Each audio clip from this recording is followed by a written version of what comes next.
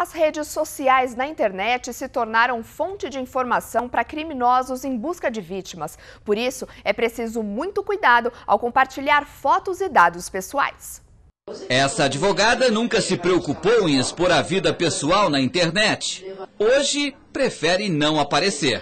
A mudança de comportamento aconteceu depois que uma pessoa que ela não conhece comentou detalhes íntimos da família dela. E comentava que sabia onde todo mundo morava, onde trabalhava, supostamente sabia que tinha dinheiro. Depois disso, a empresa do marido foi assaltada e a polícia chegou a suspeitar que o casal poderia ser vítima de sequestro.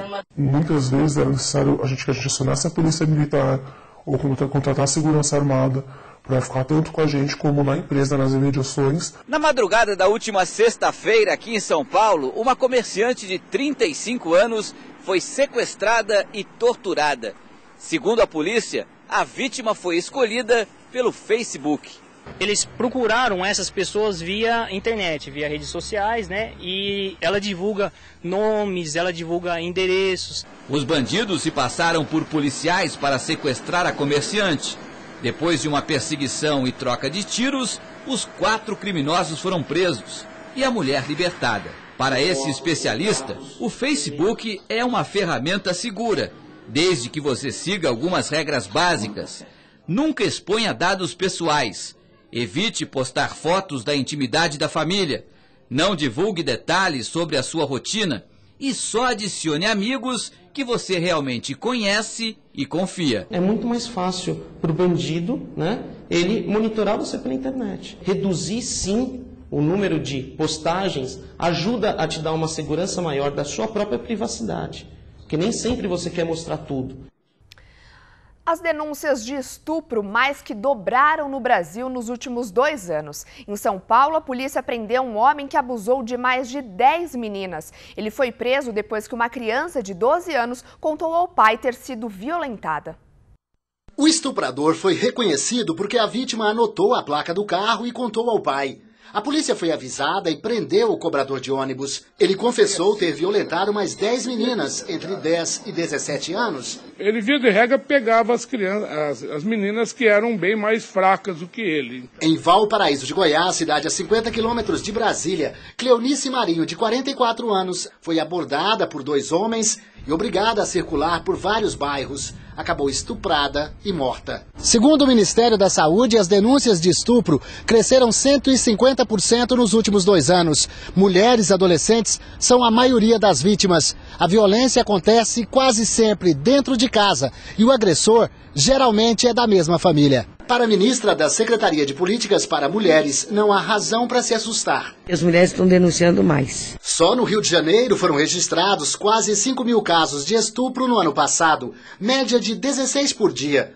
No Distrito Federal foram cerca de 800 denúncias, no Pará, 554 e em São Paulo, 540. Para o governo, as mulheres denunciam mais, porque se sentem mais protegidas pela lei. A proposta é fechar ainda mais o cerco e punir médicos que atenderem vítimas de estupro e não comunicarem o caso à polícia. Eu acho que o profissional da saúde que não comunica um ato de violência atendido por ele não está cumprindo com a ética da sua profissão.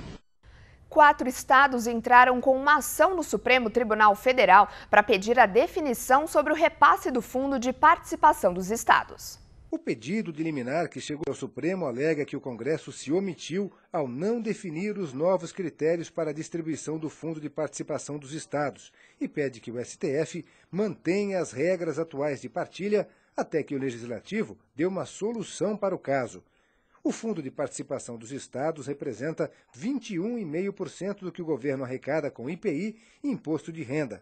Recebe mais do fundo o estado que tem maior território e maior população com baixa renda. Assim, 85% vão para os estados do Norte, Nordeste e Centro-Oeste e 15% para as regiões Sul, Sudeste e o Distrito Federal. No ano passado, o governo repassou 49 bilhões e meio de reais às 27 unidades da federação. A Bahia foi o estado que mais recebeu, 13 bilhões e 700 milhões de reais. A regra de distribuição é de 1989 e há 3 anos foi considerada ilegal pelo Supremo porque usava dados econômicos e sociais antigos. Para evitar um bloqueio dos repasses, o Supremo deu prazo de 22 meses, até 31 de dezembro do ano passado, para que o Congresso criasse novas regras. Mas antes de cumprir a determinação, veio o recesso. Você vê a alta dependência que os estados mais pobres têm desses recursos através dos fundos constitucionais do FPE. Tem uns que respondem por até 70% e outros mais, esse percentual. Os repasses aos estados são feitos de 10 em 10 dias e os governadores temem que a indefinição atrapalhe a transferência do dinheiro. O caso está nas mãos do presidente em exercício do STF, ministro Ricardo Lewandowski, que não tem prazo para se manifestar. No Congresso mais caro do mundo, os futuros presidentes da Câmara e do Senado não prometem o corte de gastos. Há candidato que nem mesmo sabe o tamanho do orçamento que terá à disposição.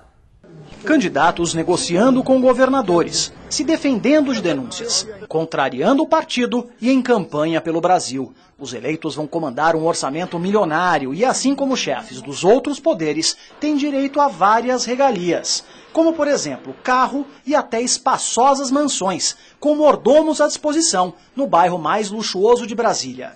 O salário não aumenta, mas o número de funcionários sim. Os 7 ocupantes das mesas diretoras da Câmara e do Senado podem contratar um batalhão de assessores. Os cargos são preenchidos por quem os políticos quiserem e o salário varia entre R$2 e R$19 mil.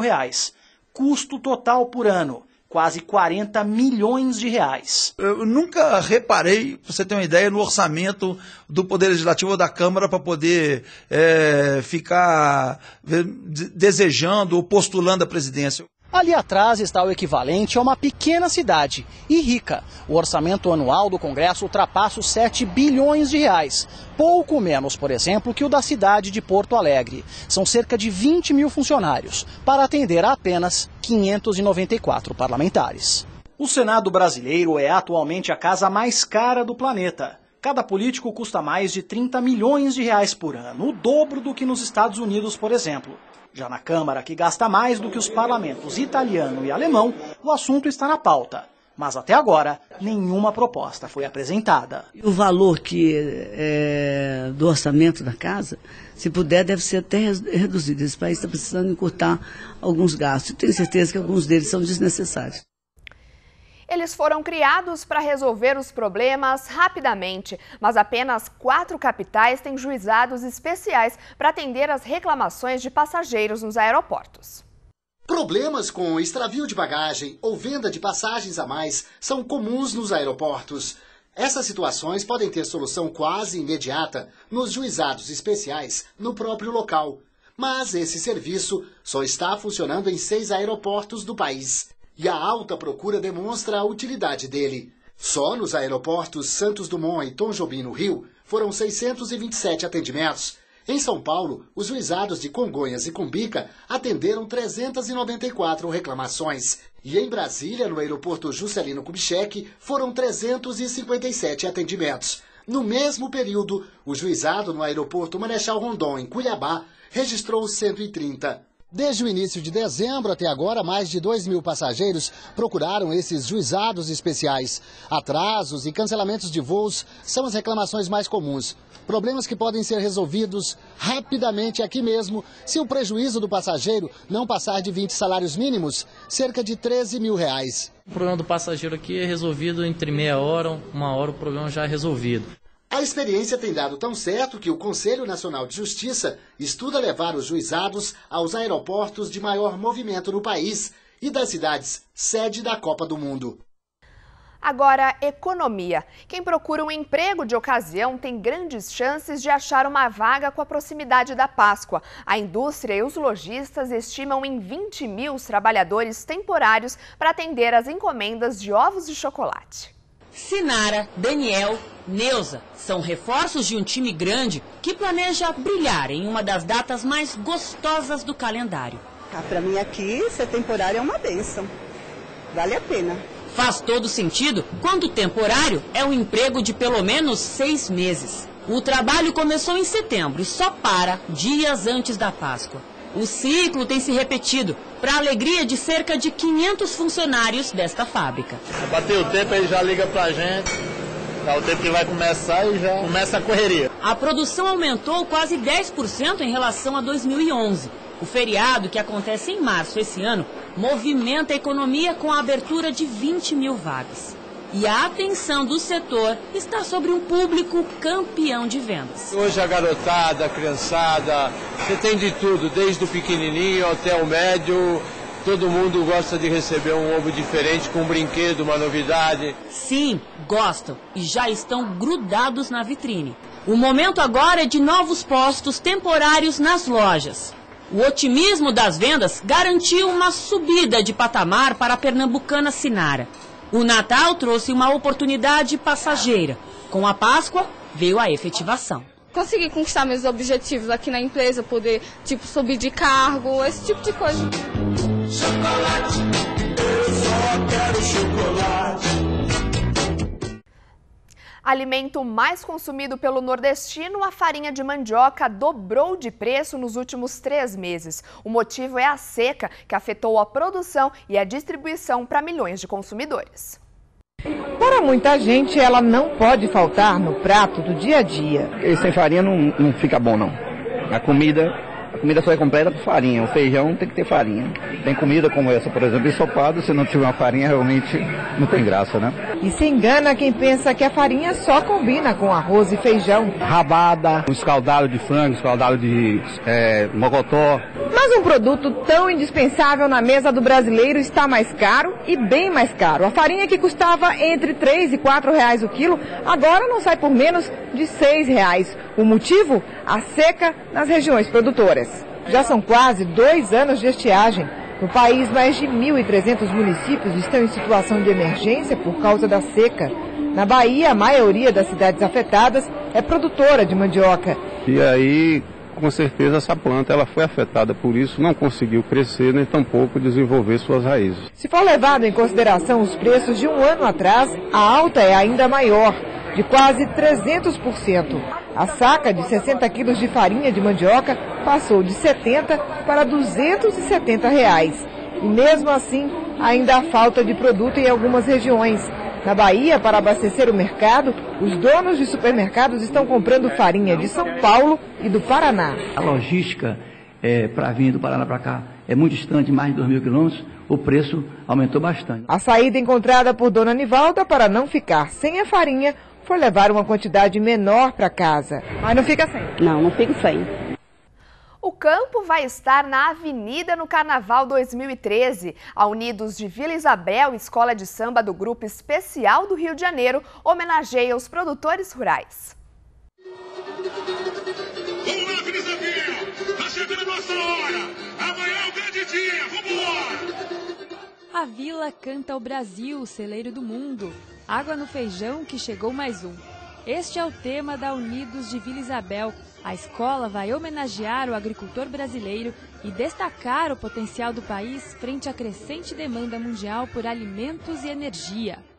Muita gente é a primeira vez que vai ter contato ou vai parar para refletir sobre o papel e a importância da agricultura para o Brasil e para a sua vida pessoal. Segundo ponto importante em relação ao desfile, esse tema de uma maneira muito alegre, mas sem deixar de explicar ou explicitar todos os momentos da vida desse agricultor. Então, eu acho que isso gera uma sensibilização muito importante para o nosso negócio. E acho que aproxima realmente o campo da cidade à cidade do campo. Na cidade do samba, o trabalho é intenso para que fique tudo pronto a tempo. A aderecista Vladileide Lúcia da Rosa conta que teve facilidade para trabalhar com o tema. Nascida no Rio de Janeiro, ela buscou inspiração na história da família que trabalhou com a produção agrícola no estado do Espírito Santo. A minha família, minha mãe, ela veio do Espírito Santo, meus parentes são tudo do Espírito Santo, só eu que nasci no Rio, né? Aí minha mãe conta a história, né? Então eu achei que quando vi isso aqui, minha mãe contando, eu achei que me identificou. Ao todo serão 7 carros alegóricos, um deles é esse aí, Campo dos Girassóis, com 11 metros de largura e 15 de comprimento. Cerca de 4.000 pessoas vão desfilar pela escola. Nos ensaios, quadra lotada, samba no pé e a letra na ponta da língua.